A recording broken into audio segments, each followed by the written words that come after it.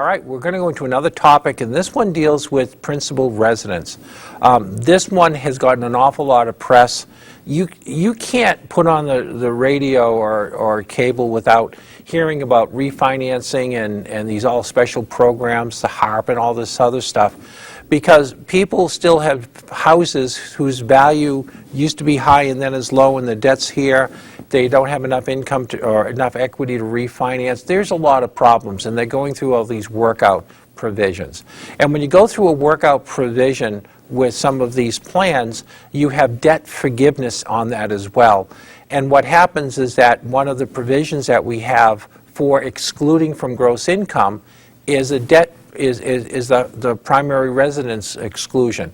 There are some elements inside of this which are very important, and part of it is definitional, because a lot of times when people are in this situation, they have borrowed monies for other purposes as well, and it gets very muddied in terms of the transactions, and these transactions effectively have to be undone so you understand what's going on inside of it. So there's a little bit more digging in this than would appear on the surface, and we'll show you how those things work out. So let's begin. I'm still in publication 4681.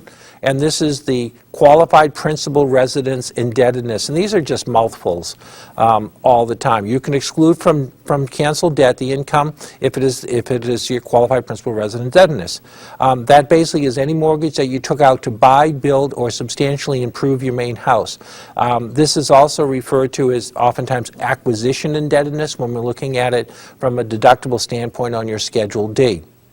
It must be secured by your main home. It includes debt secured by your home that you used to refinance the mortgage you took out to buy, build, or substantially improve your main house, but only up to the extent of the old mortgage principal amount just before the refinancing.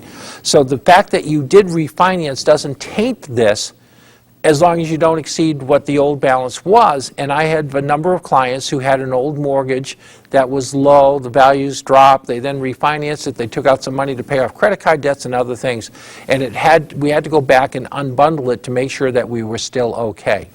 All right, and this ordering is important. So here's an illustration, and this first illustration focuses on identifying the debt that qualifies for the exclusion, okay? So we've got Becky in 2008 bought a main house for $315,000. She took out a $300,000 mortgage to buy the house and made a $15,000 cash payment. So that made up the $315,000. The loan was secured by the house. Good. In 2009, Becky, so excited, took out a second mortgage to put on a garage for $50,000. So as far as acquisition indebtedness or purchasing indebtedness, that qualified and that qualified as well. In 2014, when the outstanding principal of her first and second mortgage was down to $325,000 because she made some payments on it, Becky decided to refinance the two loans into one loan, but up to $400,000, which is more than the first two loans were in total. The fair market value of the house when she was doing it was $430,000, so she had enough equity in it. She used the additional $75,000 in proceeds to basically pay off some personal credit cards and to pay her college tuition for her daughter.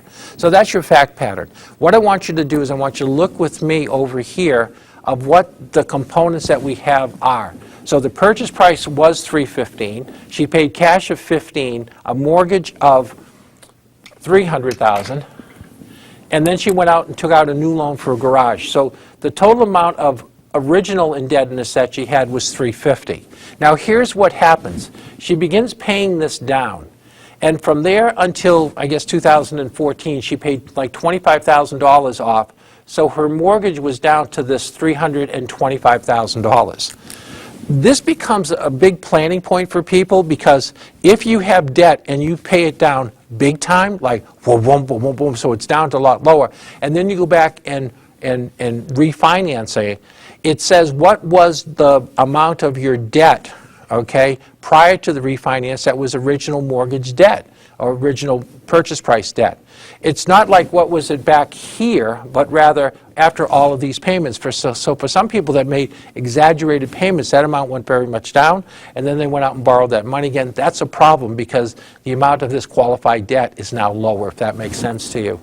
So at the time when they went refinancing, the $325,000 was the original debt. and she took out a total of $400,000.